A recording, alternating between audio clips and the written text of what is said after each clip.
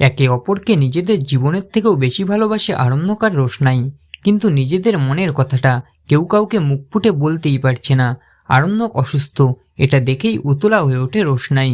নিজের জীবনের কথা না ভেবে সোজা নিচে নেমে এসে পুলিশের সাহায্য নিয়ে মাঝরাতেই আরণ্যকের জন্য ওষুধ নিতে ছুটে গেল।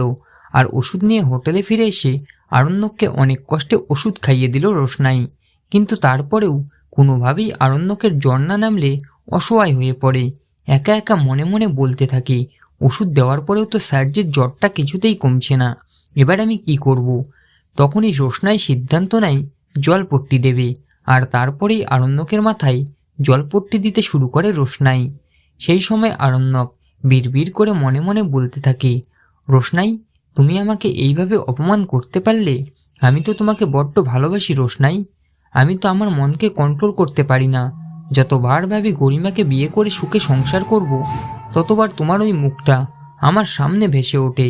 সত্যি আমি বুঝি তোমাকেই ভালোবাসি রোশনাই? আরণ্যকের মুখে এই সমস্ত কথা শুনে চমকে ওঠে রোশনাই, আর মনে মনে বলতে থাকে, এসব কি বলছে সারজি? না না, এটা হতে পারে না। তো বন্ধুরা, শেষ পর্যন্ত আরণ্যকের মনের কথাটা জানতে পেরে গেল রোশনাই।